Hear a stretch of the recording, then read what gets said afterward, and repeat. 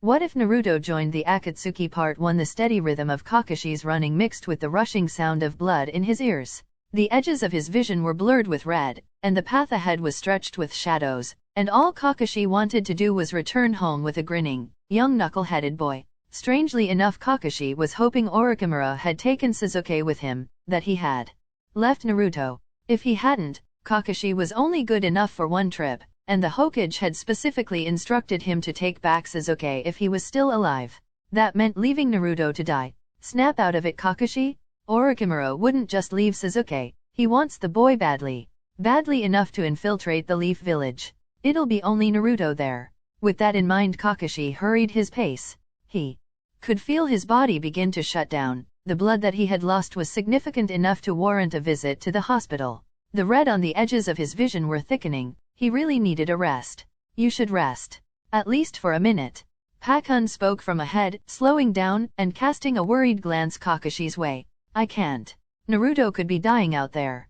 Kakashi managed to grunt out, regretting the lost breath almost instantly.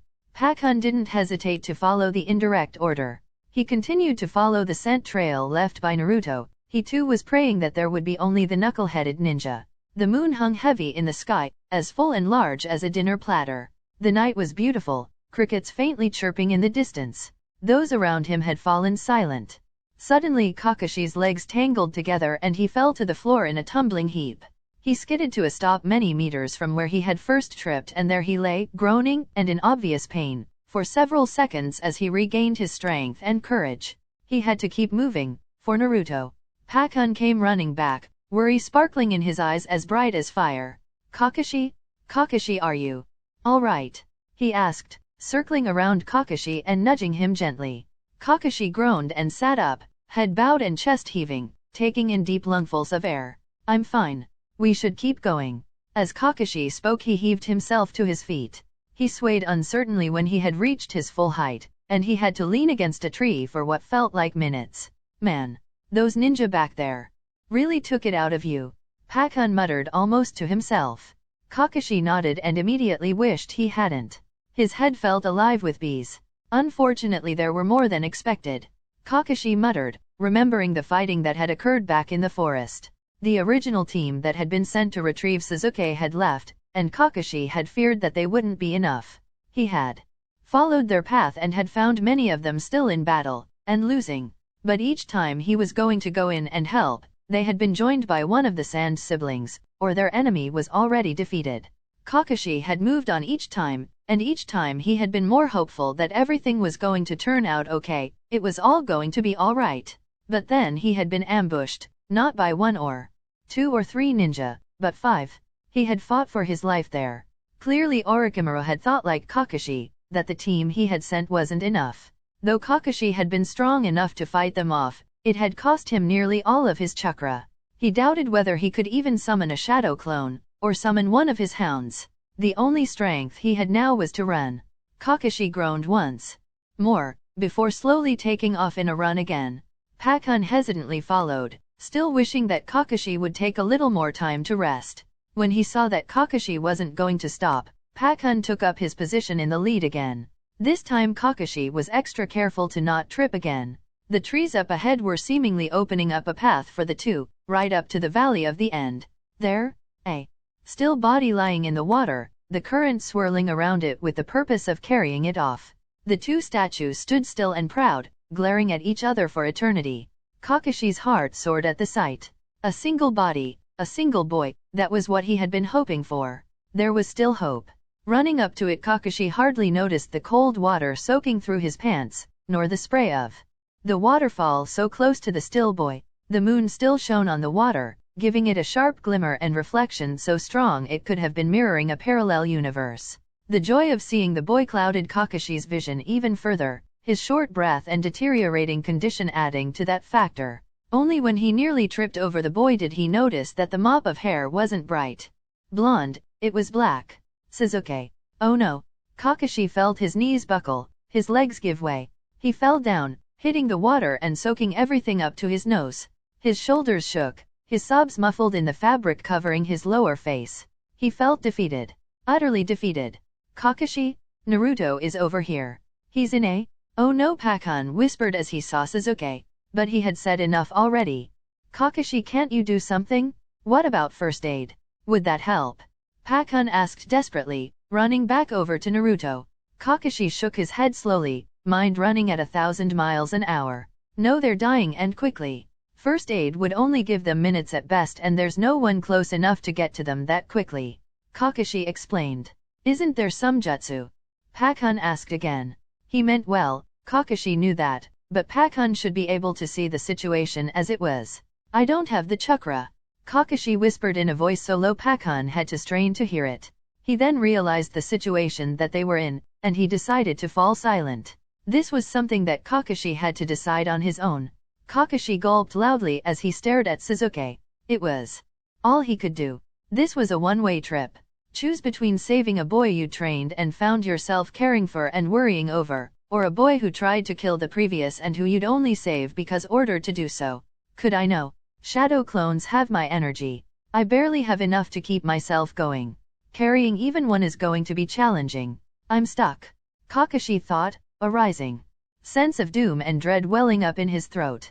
Tears pricked at his eyes like sharp little needles, and Kakashi bowed his head before Sasuke's prone body. He needed to make a decision. Now, I'm just a soldier, just a pawn. I have to do as ordered. The enemy seems to need Sasuke. To survive we need to take that away from them.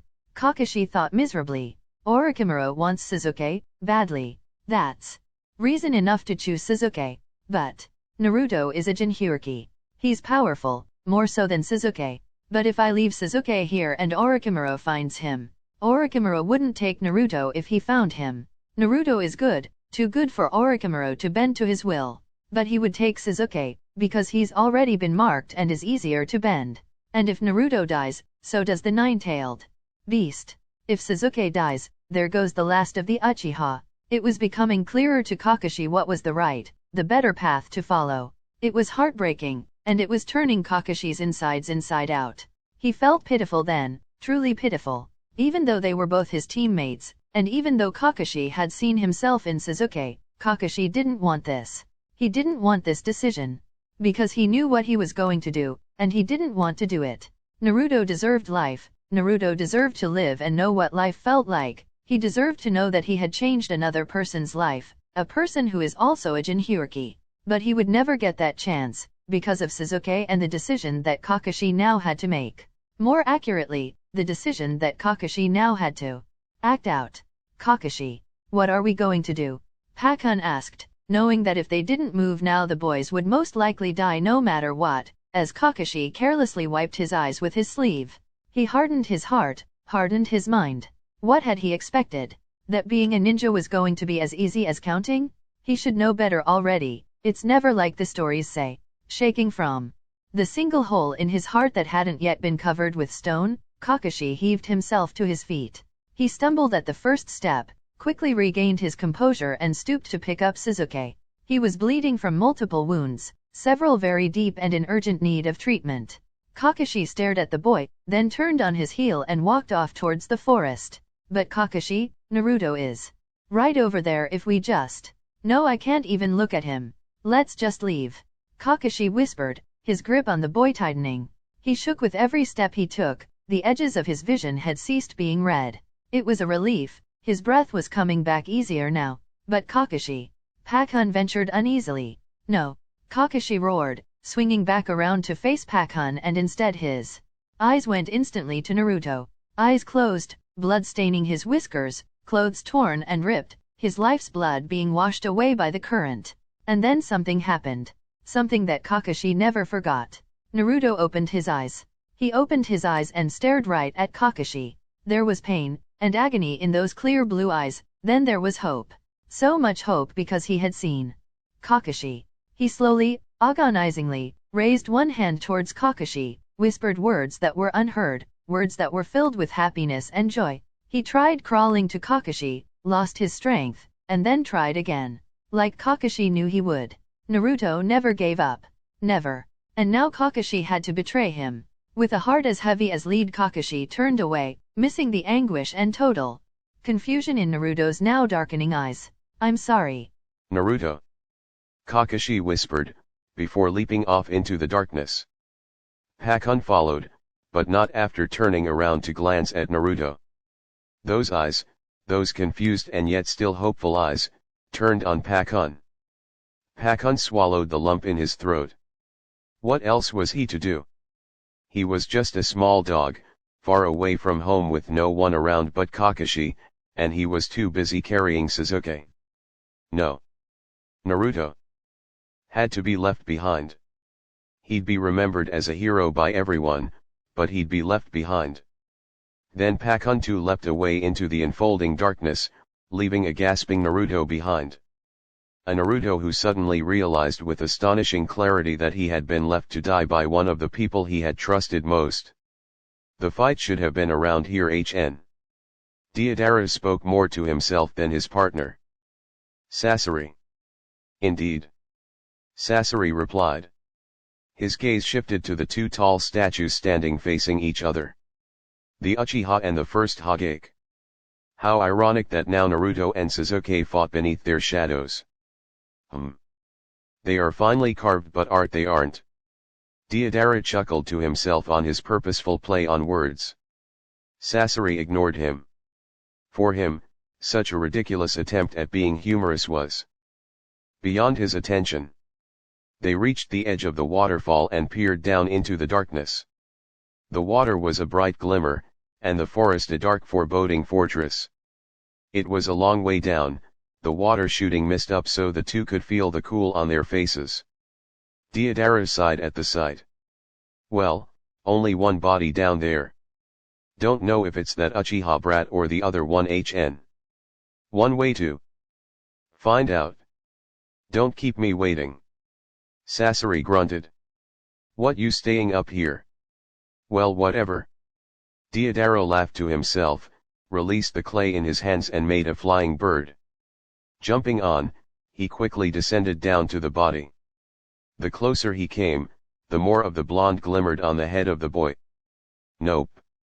Definitely not Sasuke.